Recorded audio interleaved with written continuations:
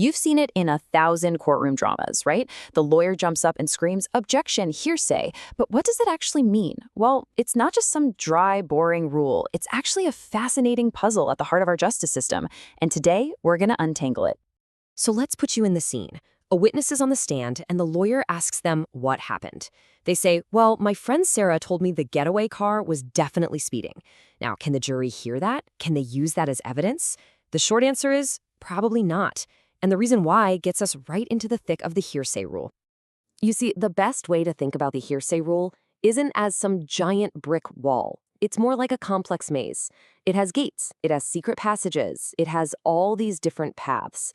And the whole point of this maze is to filter out unreliable, secondhand information. So let's find our way through it together. Okay, so our very first stop is the main gate. We have to understand the basic definition of hearsay. In the legal world, this is all laid out in Section 59 of the Evidence Act. Right, so what on earth does all that legal jargon actually mean? Well, a previous representation is just a fancy way of saying any statement that was made outside of the courtroom, before the trial. And it becomes hearsay when you try to use that out-of-court statement to prove that what the person said is actually true. Basically, you can think of it as gossip in the courtroom. The person who originally said the thing, they're not there. You can't cross-examine them, you can't test their memory, you can't really know if they saw what they think they saw, and that's exactly why that main gate is almost always shut tight. But what if I told you there was a secret passage, a way to sneak that exact statement in through a side door? Well, there is, and it's a huge twist in the law called Section 60, and honestly, it changes the entire game. And look, don't just take my word for it. Legal experts have called this a significant, even a dramatic shift away from the old common law.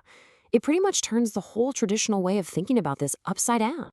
So here's how this secret passage works. Let's say you can convince the judge that the out-of-court statement is important for some other reason, not to prove it's true, but maybe say to show why someone acted a certain way. If you can do that, the gate swings open. But here's the real kicker. Once that statement is in for that other purpose, it can then be used to prove its truth. The secret passage doesn't just get you in the door, it gets you all the way in. This is a massive change from how things used to be. Back in the day, a judge would have to tell the jury, okay, you can use this statement to understand the witness's state of mind, but you must ignore whether or not it's actually true. I mean, how do you even do that? But now, Section 60 just blows that whole idea up. If it's in for one reason, it's in for all reasons. That's a huge deal. All right, that secret passage is pretty powerful. But what if you can't use it? What if there is no other reason to admit the statement? Well, then we have to take the main path through the maze. And this path has a very important toll booth right at the start. The evidence has to be firsthand. So what does firsthand actually mean? The law calls it personal knowledge, and it's actually pretty straightforward. It means the person who made the original statement had to have seen, heard, or felt the event themselves. They can't just be repeating what somebody else told them. It basically stops that chain of gossip dead in its tracks. At its core, it's incredibly simple, right? It all comes down to direct sensory experience. Did the person see it with their own two eyes? Did they hear it with their own ears? If the answer is yes, then, okay, we've got personal knowledge. Now, once we've established that we have firsthand hearsay, our journey through the maze, at least in a civil case, comes to this big fork in the road. And the path we take from here depends on the answer to one single question. Is the person who made that original statement available to come to court and testify? So the logic here really splits in two. First question, always, is it firsthand hearsay?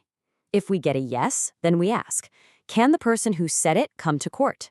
If the answer is no, we head down one path. If it's yes, we head down the other. Let's start with the no path, when the witness is unavailable. Okay, so let's walk down this first path. What happens when the person who saw it all simply can't come to court? This is where a different rule, Section 63, tells us what to do next. Now, unavailable isn't just a casual word here. It has a really strict legal meaning. For instance, the person might have passed away, or maybe they're medically unable to give evidence.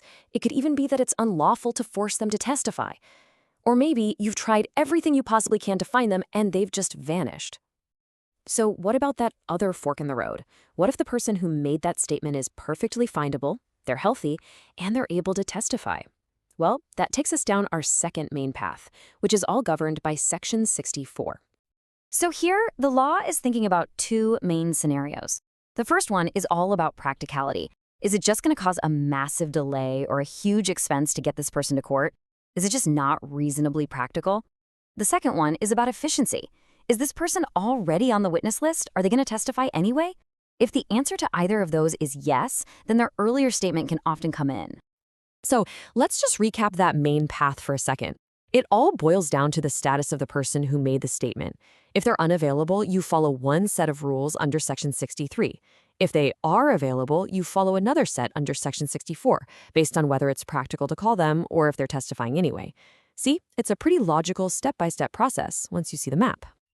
So after navigating all those twists and turns, what's the big takeaway here? I think the most important thing to remember is that the hearsay rule isn't some absolute, impenetrable wall that blocks every single piece of secondhand information. It's really a carefully designed system, a maze. It's got the main gate, it's got that really clever secret passage, and it has these clear, well-marked paths for first-hand stories. And the whole thing, the entire maze, is designed with one single goal in mind: to test evidence and only let in the stuff that's most likely to be reliable. And that leaves us with one last kind of provocative question to think about. With so many ways through the maze, especially that incredibly powerful secret passage in Section 60, can we really say the hearsay rule is an exclusionary rule anymore? Or has it evolved into something else entirely, more like a roadmap that just guides the flow of information in a trial rather than blocking it?